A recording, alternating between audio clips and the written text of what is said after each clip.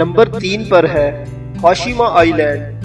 Japan کے مشہور شہر ناگاساکی سے 15 کلومیٹر کے فاصلے پر واقع یہ متروکہ جزیرہ مقامی زبان میں گنکین جاما کہلاتا ہے، جس کا مطلب ہے جنگی بحری جہاز۔ اس نام کی وجہ تسمیہ یہ ہے کہ فضا سے دیکھنے میں یہ جزیرہ ایک جنگی بحری جہاز ہی کی طرح کا نظر آتا ہے۔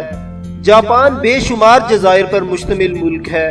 ہاشیما آئی لینڈ اس کے 505 غیر آباد جزائر میں سے ایک ہے۔ اس جزیرے کی خاص بات چاروں طرف سے سمندری پانی میں گھری کنکریٹ سے بنی وہ عمارتیں ہیں جو اس ویرانے میں اجاڑ و بیابان پڑی ہیں۔ گو یہ جزیرہ جاپان کی صنعتی ترقی کا نشان ہے، مگر یہ دوسری جنگ عظیم سے پہلے اور اس کے دوران جبری بھرتی اور مشقت کی سیاہ تاریخ بھی رکھتا ہے۔ 16 ایکڑ پر پھیلا ہوا یہ جزیرہ 1887 کے جاپان کی صنعتی ترقی کے دور میں اپنی زیر سمندر کوئلے کی کانوں کی وجہ سے جانا جاتا تھا۔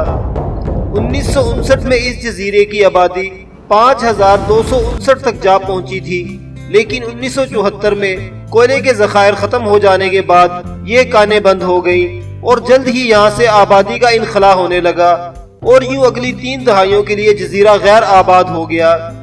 سن 2000 میں اپنے تاریخی کھنڈرات کے باعث یہ سیاحوں کی توجہ کا مرکز بن گیا۔ جولائی 2015 میں اسے باقاعدہ یونیسکو ورلڈ ہیریٹیج سائٹ کا درجہ دے دیا گیا۔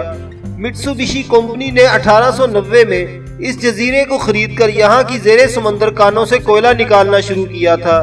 1916 میں کمپنی نے یہاں جاپان کی پہلی کنکریٹ سے بنی 7 منزلہ عمارت تعمیر کی، جو کانکنوں کی رہائش کے لیے استعمال ہوتی تھی۔ اس عمارت کی تعمیر میں کنکریٹ کا استعمال اسے سمندری طوفانوں سے بچانے کی مضبوطی دینے کے لیے کیا گیا تھا۔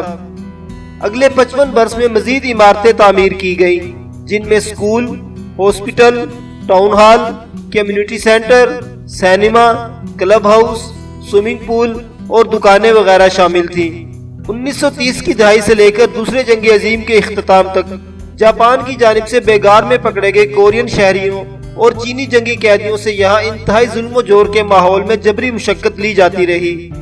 اندازہ ہے کہ اس دوران ان میں سے 1300 لوگ قسم پرسی کی حالت میں مارے گئے۔